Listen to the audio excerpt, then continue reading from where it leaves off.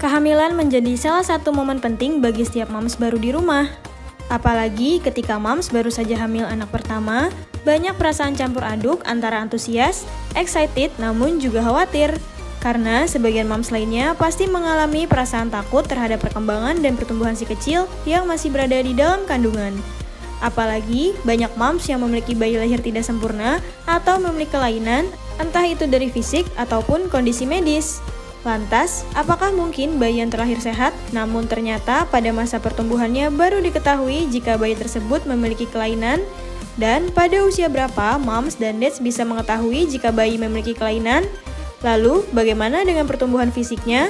Yuk, saksikan wawancaranya! Jangan lupa untuk like, subscribe, share, dan komen, serta subscribe YouTube Nakita Channel.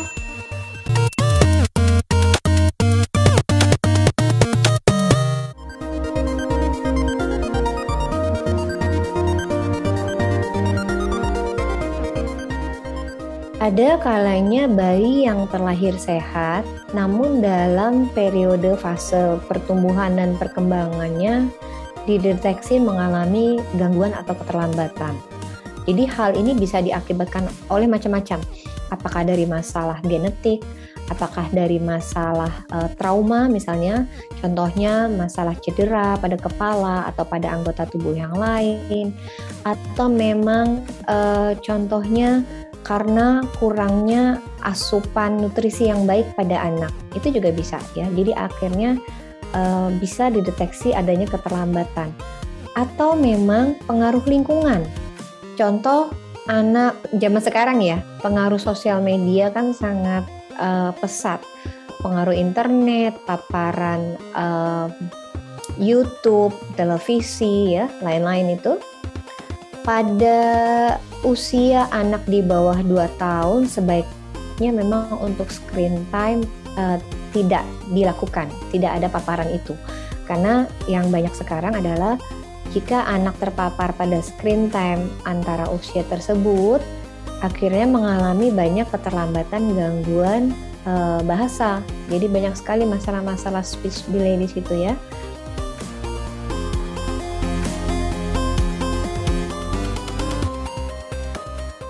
Jadi kita tahu pada usia berapa bayi mengalami kelainan, sebetulnya pada setiap saat perkembangan kita bisa. Jadi biasanya untuk bayi-bayi, kita sebut bayi karena usianya 0-12 bulan ya. Usia 0-12 bulan, setiap bulan biasanya dibawa untuk kunjungan ke dokter atau dokter spesialis anak ya. Di saat kunjungan itu dilakukan selalu untuk deteksi gangguan pertumbuhan dan perkembangan. Biasanya dokter anak akan menanyakan milestone atau tahapan perkembangan apa saja yang harusnya sudah bisa dikuasai oleh bayi-bayi kita. Misalkan contoh pada usia 1 bulan, apakah ada kontak mata dengan orang tua, apakah bayi sudah bisa menoleh, menggerakkan kepalanya ke kanan, ke kiri, mengikuti gerak ya. Lalu usia 4 bulan, usia 3 bulan, misalkan jika bayi kita tengkurapkan, dia sudah bisa mengangkat kepalanya atau belum. Pada bayi usia 6 bulan, misalkan apakah dia sudah bisa menjaga kepalanya untuk tetap tegak, contohnya misalkan seperti itu. Dan misalkan pada usia 9 bulan, apakah bayi sudah bisa berdiri berpegangan, apakah sudah duduk dengan tegak tanpa terjatuh, atau miring lagi ke kanan, ke kiri, ke depan, atau ke belakang. Atau pada usia 1 tahun, apakah anak kita sudah bisa berdiri contoh misalkan selama 2 detik tanpa berpegangan. Jadi banyak tahapan perkembangan yang bisa dilihat dalam setiap bulan usia perkembangan anak-anak kita. Seperti itu Mbak.